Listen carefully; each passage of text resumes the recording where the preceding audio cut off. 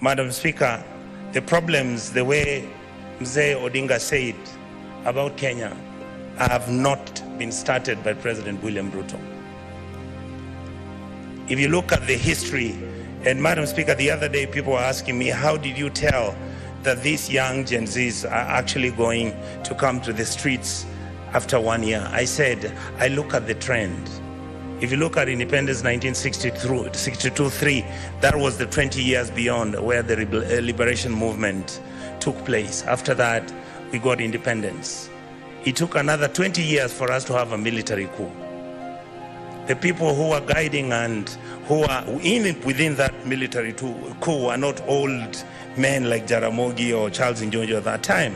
It was young Gen Z students of the University of Nairobi and young people who believed in the ideal of what Kenya was. The second issue that came up, Madam Speaker, was after, by the year 2002, there was another 20 years. Then you come to 2002 is when Kibaki was elected, is when we have a referendum, is when we have a new constitution, and then we say Kenya is now on the right path. After that, Madam Speaker, we did not follow the letter of the constitution. What many of us have never understood is that your democracy is as valid and as reasonable and as verifiable and is implementable as the people who are willing to follow and implement that constitution. We have completely failed our people. And that is why when the elections took over and we had challenges, and that is why when you look at our country and the crisis that has come up, when you look at the issues which are bedeviling our country, you realize that we are on quicksand. Unless you have old men and old women, people of dignity and decency, people who have got wisdom, people who are not greedy to fix this country, we will not have a country very soon. Madam Speaker, I've served as an assistant minister. I went to Cote d'Ivoire, sent by President Kibaki to go and visit President Gbagbo. I got into his house. He was wearing a vest. That time the military was around him. He was being deposed. 2 weeks later, he went home with his wife. They were half naked. Those sins are not sins that Africa should be proud of. Madam Speaker, our country has broken down. Our country has challenges. But before I go to how, in a short notice, what we can do, I would like to ask the President, and I asked him the other day, the children who died and the children who are in the prisons, please remove them. Those who have died, I want to ask this House, the Senate, let us make sure that those children get a state funeral. Those who are not criminals, these are children who had reached a dead end. In this video, we'll take a look at this Member of Parliament from Kenya who addresses the Parliament of Kenya after the protests that went wild in the country of Kenya and on the internet. His message to the Parliament is really circulating around on social media in Africa and predominantly in Nigeria, because Nigerian youth are taking a cue from what happened in the country of Kenya and are also thinking of also reacting the same way the youth of Kenyans demonstrated. So this Member of Parliament gives this advice to his colleague members of Parliament that they should reconsider their ways, because it is their actions and their inactions that brought about this chaos in the country of Kenya. Their luxury lifestyle and things that they do in the country of Kenya is what provoked the youth in order for them to vent their anger in this way for this protest to happen. Now let's listen to exactly what he said in the video, and we'll come up here and talk about what he spoke about in the video. But before we watch the video, if you haven't yet liked this video, kindly like the video and also subscribe to the channel. Let's watch the videos together. Madam Speaker, what is wrong with our country? We call it a company. with shareholders. Our country is not a company. Our company is Kenya, which is a state. It has 50 million people who all expect and demand certain services from the state.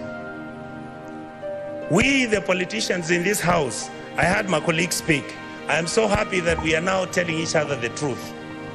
We are the ones who carry militias. We are the ones who go and carry cattle rustlers.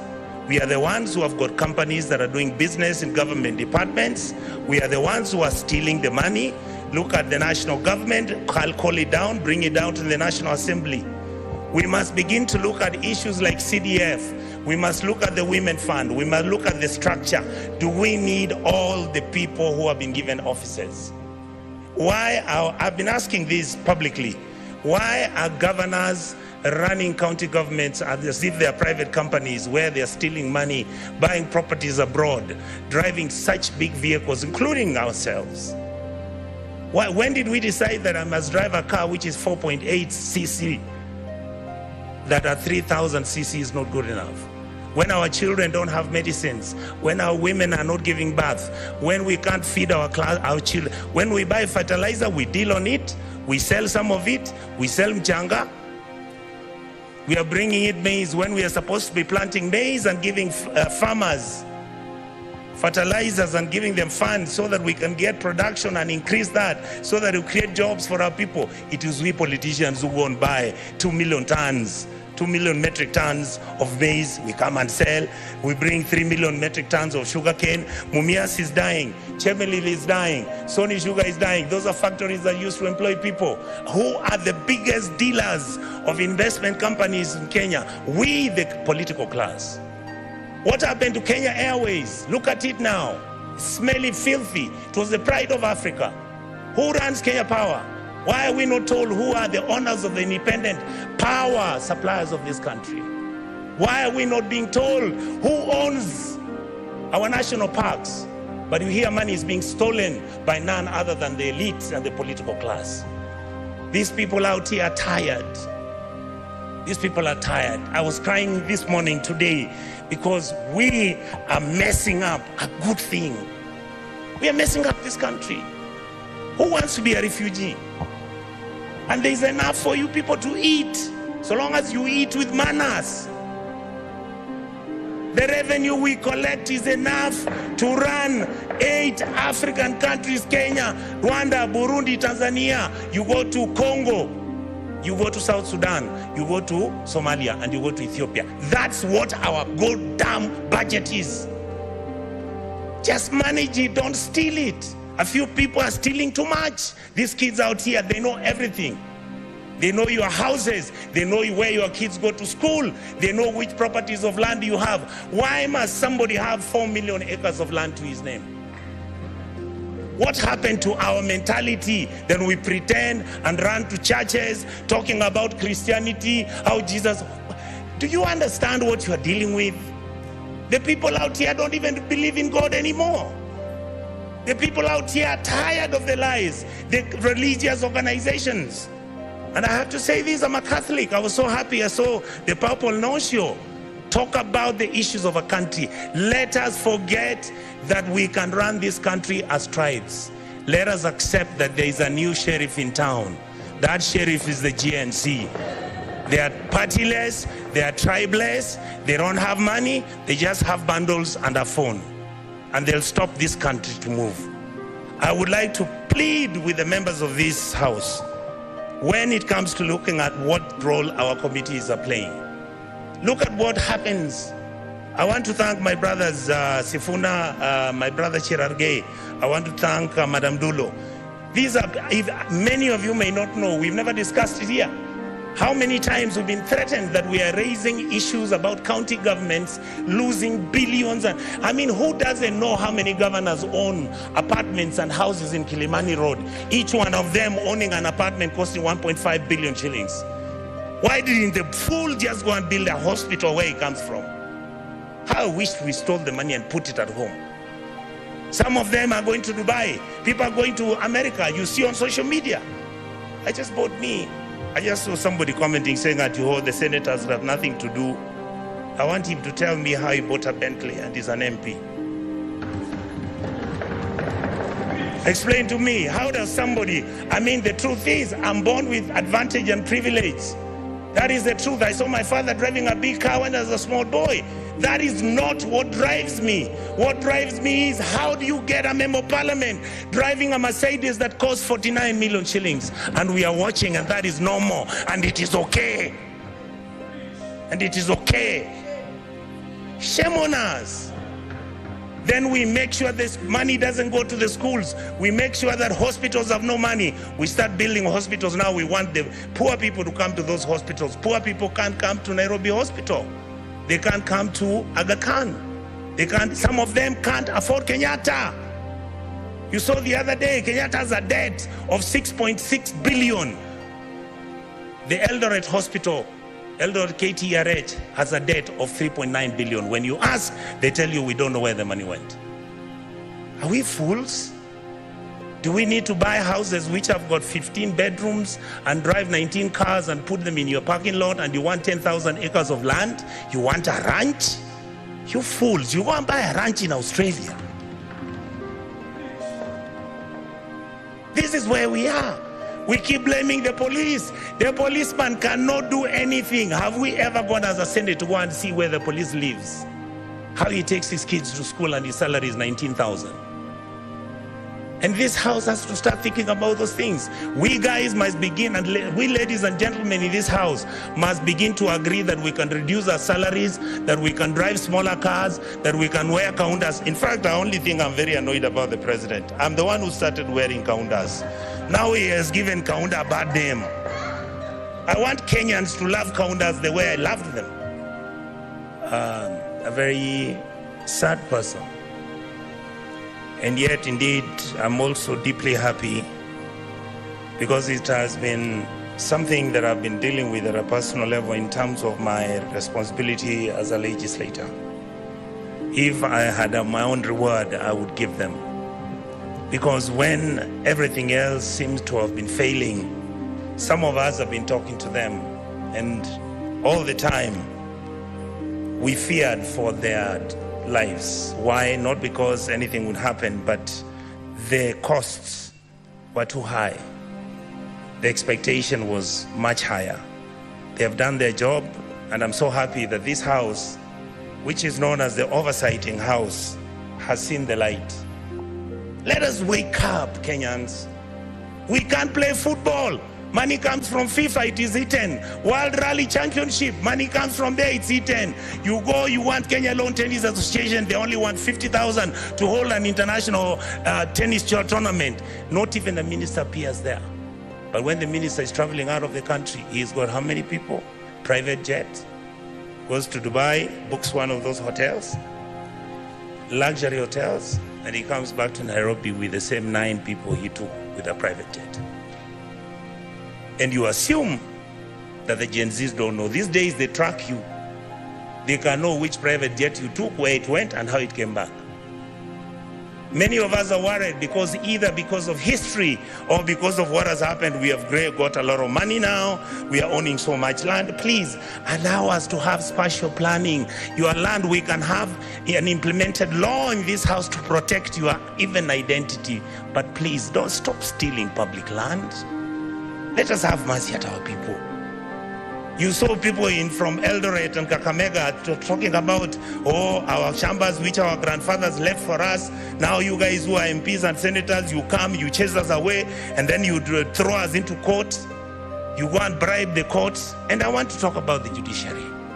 We respect you. We know that you are most of the time under the pressure.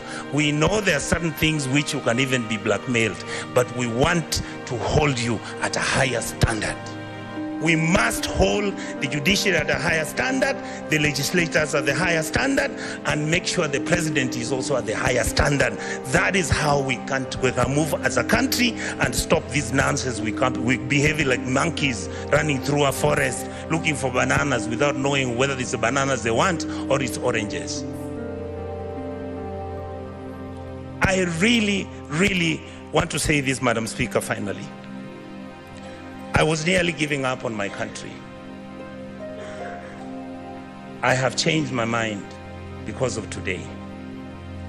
The young men who are fighting for this country have done us proud.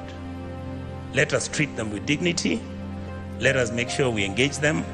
Let us stop doing the things which make them angry, desperate, and upset with the ruling class. The truth is, if this country breaks down, it takes all of us down. I can tell you, I was in South Sudan when we were doing the comprehensive peace agreement. I visited as a minister, as a young minister, to go and do what was called a referendum. I've been to Khartoum. I have been to Mali. I've been to a country in West Africa. I'll remember the name, Madam Speaker. You look at how people have been treated and how the political class has treated their people.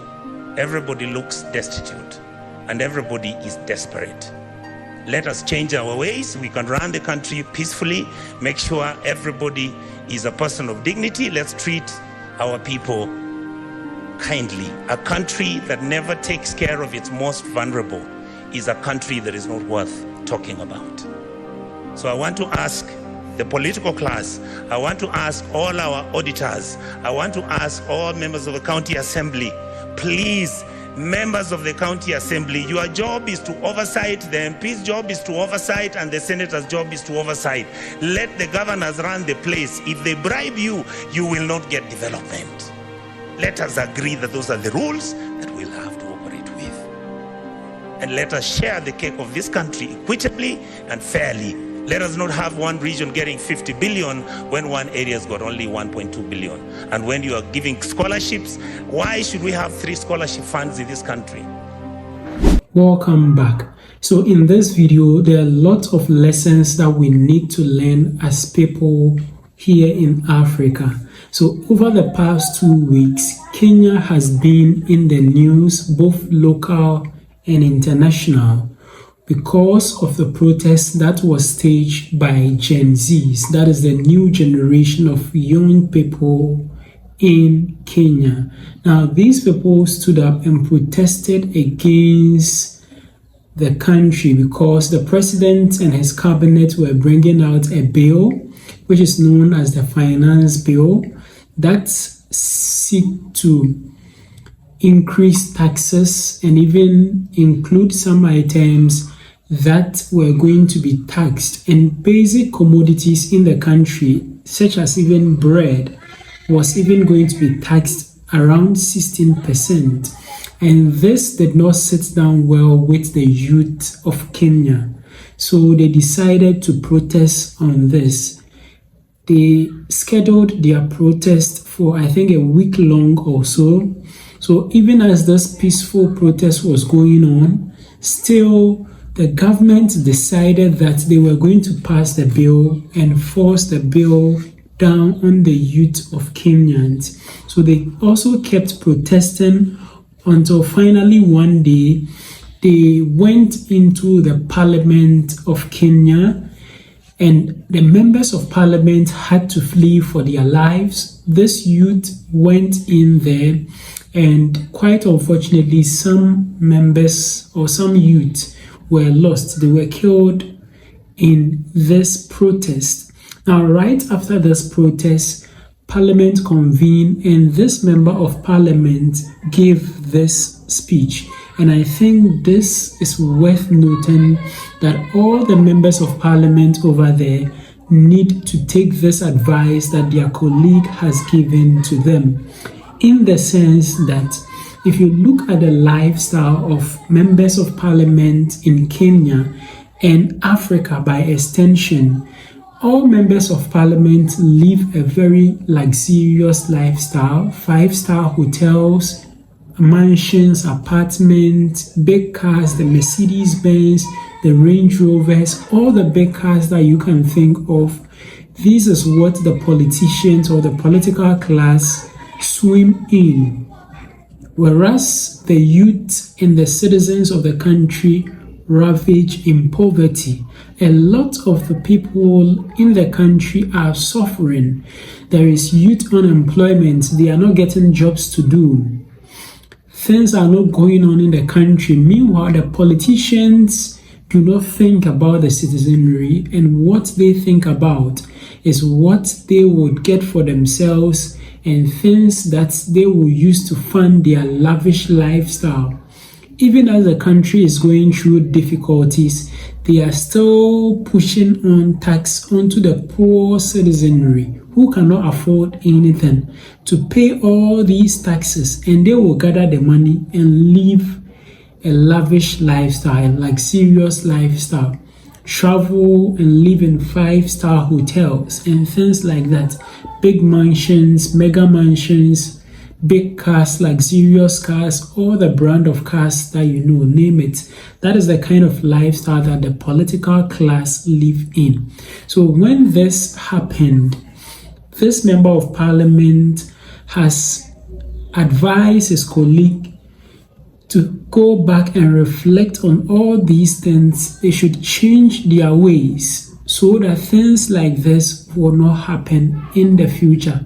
They should make sure that monies that are meant for hospitals, schools, and other social amenities get there.